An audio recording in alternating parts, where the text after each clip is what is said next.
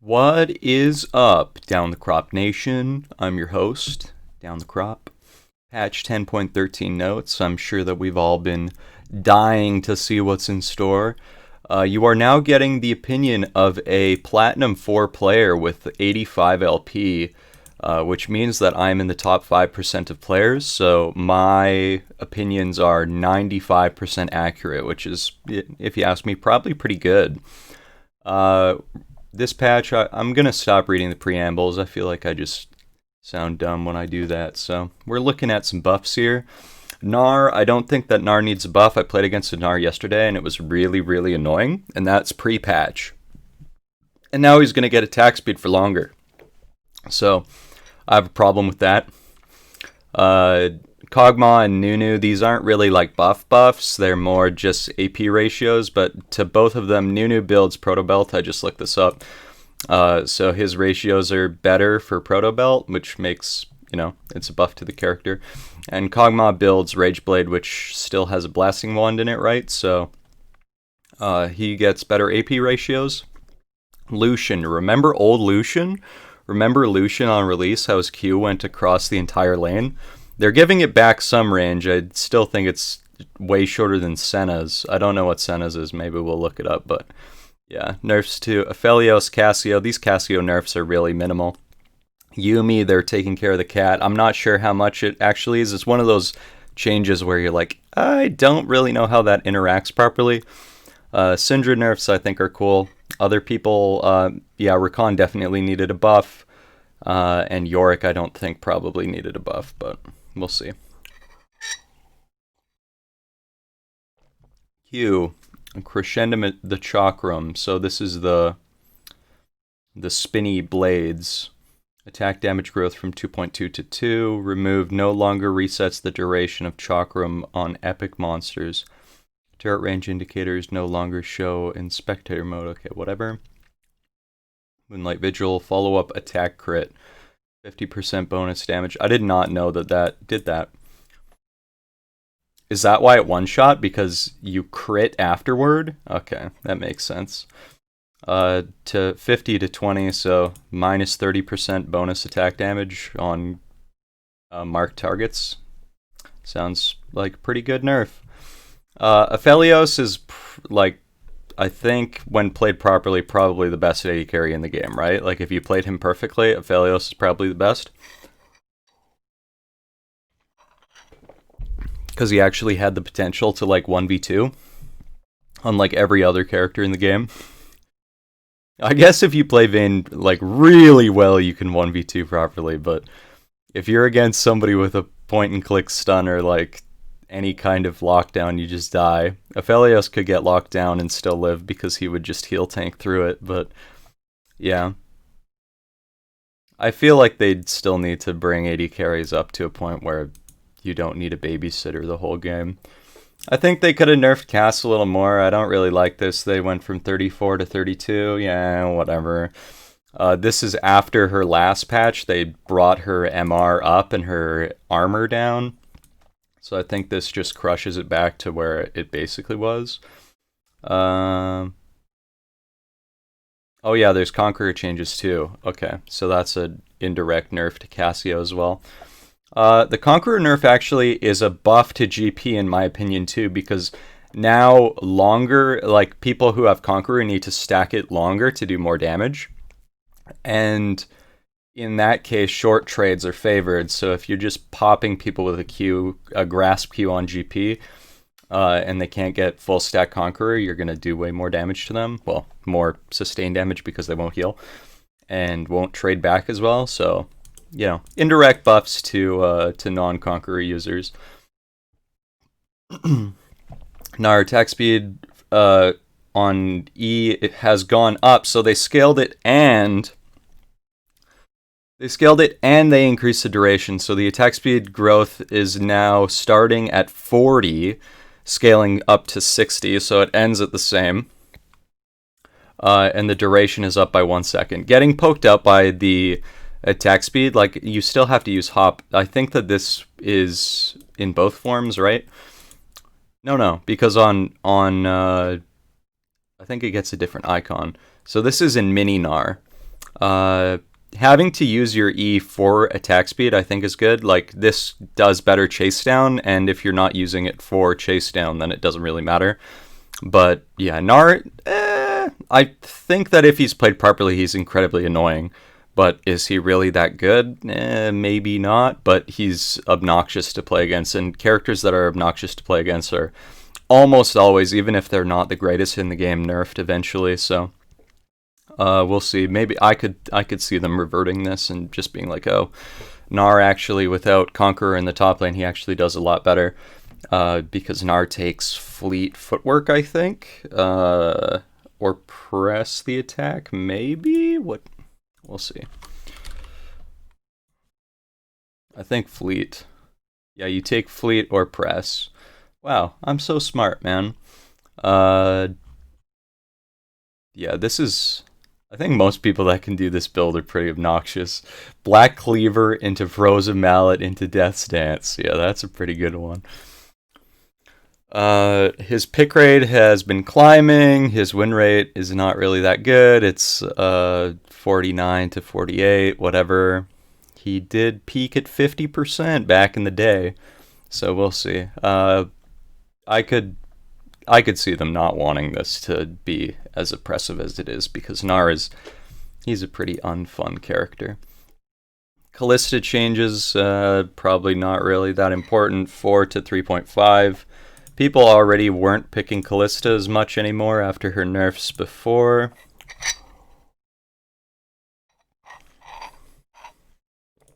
She's at a 49.3. Pretty stagnant little character here. People are still picking her though. 9th pick, huh?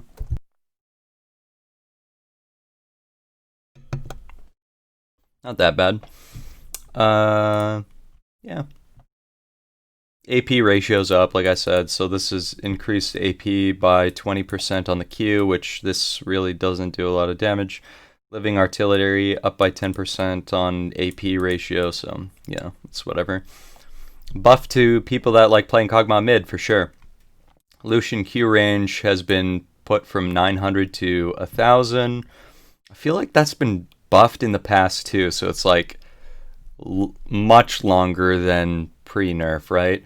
Even with the specific marksman buffs he's received earlier, Lucian's been in a weak spot in the bot lane, mainly due to the fact that he's often outranged by his enemies, buffing his ability range so that he can dash back to the path of vengeance. Okay.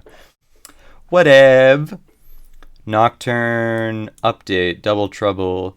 Basic attacks against enemy champions reduce Umbral Blades cooldown by 2 seconds. So this is his cleave that also heals.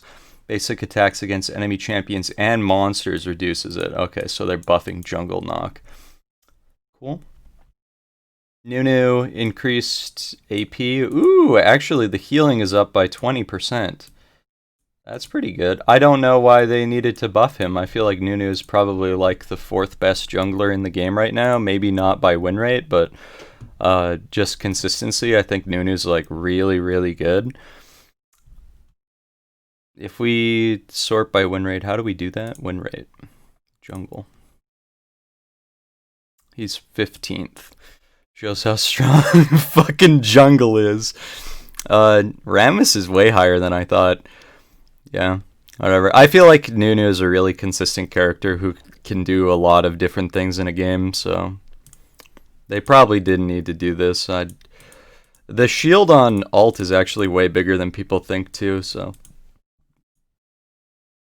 I don't think that this guy needed any help. Ornn, they're making it so that health and mana items built in the field retain its previous health and mana percentages. So if you build a ruby crystal, you don't get 200 health for free, right? Inside of the lane. So you still have to base to get the mana and HP stats. So it went from 100% to none.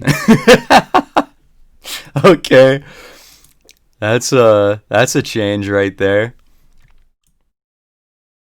You can still build stuff outside of the base, but it doesn't really matter. Base damage on his W is up by 20. Rakan's Grand Entrance, this is like, this ability used to be so good. Did you know that you can just cancel this with like everything? If you hit Swain E on him, his W doesn't go off. If he gets hooked, his W doesn't go off. If you land anything on this guy, his W just gets canceled and he's useless. It's really sad. Like, I played Rakan and I tried to go in. I was laning against a Swain, and Swain just fucking E'd me every time that I was about to W, and I never got a knock up one time. I think they could bring back the Flash Alt W thing. I think that support is like busted beyond repair, and compared to other supports, Rakan is not as strong. So just make him as strong as he was before. It doesn't matter. Every other support is already broken. Nobody's gonna ban him. MR up from 34 to 36 on Rise. Bonus AD up by 2. This is actually pretty good. Rise auto attacks more than most mages. So an extra 2 AD on every auto attack. Hey, that's pretty nice. And the MR gives him better survivability against bad matchups, because Rise has a lot of bad matchups in mid lane. Whatever. Syndra Q cost up by 20 and scaling back down to 80. Almost no mages, I talk about this all the time. Almost no mages have mana problems in the mid lane. Syndra definitely doesn't have mana problems in the mid lane, so I don't even think that this is going to be that noticeable. Like, it's at rank, like, it does scale back down pretty hard, so I don't think you're really going to notice it. And Syndra, if you're a character that buys the Lost Chapter, you are never going to run out of mana ever, so I don't really think that that matters a lot. This is like before you base and buy Lost Chapter, maybe you'll be like, oh, I'm out of mana. But Syndra also just spams Q for wave clear, so I don't think it matters a lot. Vi from 12 scaling to 6 instead of 12 scaling to 8, sure. Vi's fine. I don't really mind this. Most people are still going to have to like flash to land the Q properly anyway, so whatever. It gives her increased mobility and escapes, but her gank potential from 8 seconds, like the early level stuff too, this is half a second and then 1 second, so it's not really that important early. And then ultimately it's a 2-second reduction, so who really cares? The Maiden, so this is like a quality of life change that I guess is a buff, but I don't really know how much this will matter. I think that if the AI on the Maiden is improved, then he'll go up in win rate by quite a bit. Whatever. Yuumi, everybody hates Yuumi, except for Yuumi players. I think most people have a problem with a character that's untargetable and just heals people for 1 billion and takes no skill to play. So they're gutting her ability to just spam the heal, which is cool, but I don't know, I don't really know how this interacts, right? Like, this is the kind of change where you're like, what? From flat cost to 40 plus 15% max mana? Okay.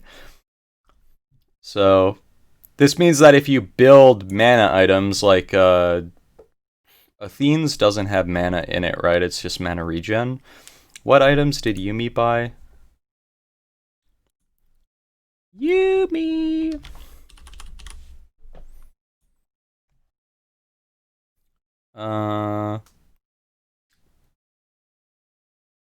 Yeah, it's mana regen. So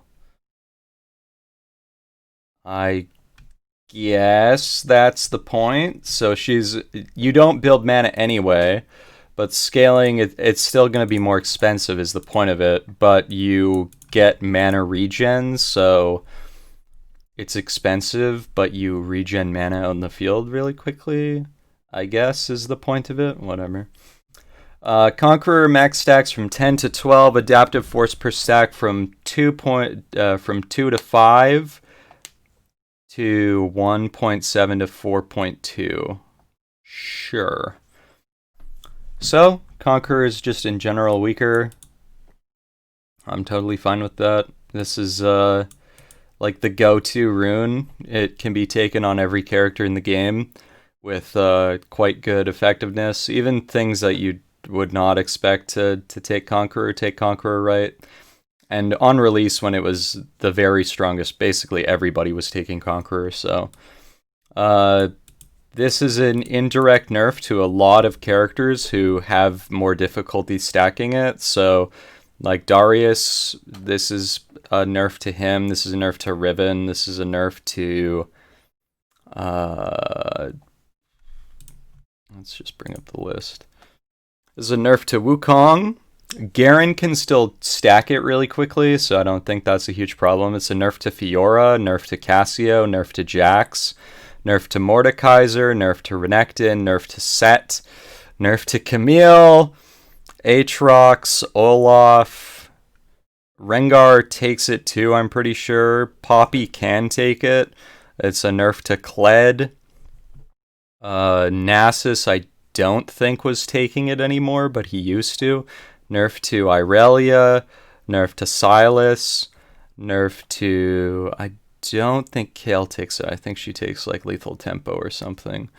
Nerf to Urgot. Not a nerf to my boy GP. My boy GP is a Grasp user. Nerf to Alawi, right? She doesn't take Grasp, right? Yeah. Okay.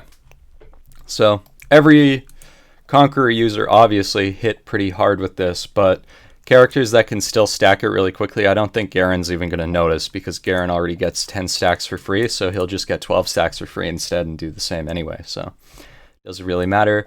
I think Guardian was fine. All of the supports that actually are like interesting and cool can take Guardian and still be a little bit tanky, right? So I think that is a lost opportunity that they're gutting. Yeah, because Bard was taking it, right? Bard was going Guardian. Yeah. And how about Mazzillion going Guardian? No. Okay. Yeah, I think that this was fine. I didn't really have a problem with this. And when it saved people, it was like, oh my god, that's hype! Oh my god! Big shield! So, whatever. They're making it so that Death's Dance is not as good for ranged users, which is fine. Ezreal was buying it.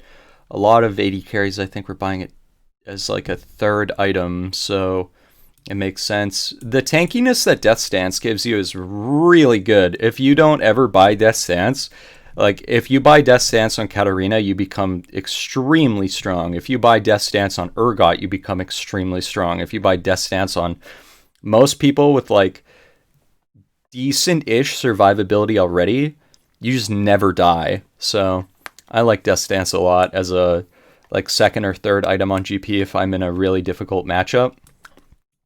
It's a strong defensive item. So I think it's good that they're making it so that ranged users can't use it properly, but like there are a lot of people that were using it properly that probably shouldn't anyway, right? Like you're already 80 carries are already the weakest characters of the game. They're like, oh shit, you found a way to not die instantly? Well, that's actually a problem. We're going to have to make it so that it's only half as good on you, okay? Thank you. Half as good as it already was. Yeah, it already had reduced effectiveness. I think it was 30% for melee and 20% for ranged. Now it's from 20% to 10. Good shit. Okay, they changed it so you can now mute people and block messages. Oh my god, Champ Select muting blocks messages from muted players in Champion Select and carries over in-game. Oh my god! Does this mean if I have people muted in-game, I don't have to read their post-game chat too? That would be so good. Now Champion Select reporting is only in place to collect data. After the experiment ends, we'll use that data to plan our future investment in the type of penalty system. Okay. I'm basically just going to mute everybody anyway. This was a secret technique. I would use Task Manager with the option always on top, whereas Options always on top, and if I really didn't want to read what people were saying in Champion Select, I would just put it over top, and then I would continue browsing the web with this as like my eye shield. So maybe I won't have to do that anymore. I think that there are some bug fixes that are actually really strong. Like Misfortune's Q now properly applies all on hit. Misfortune's Q double up now properly applies all on hit effects like press the attack. So now you can auto someone Q them and it pops press the attack. Before it was just one hit, right? So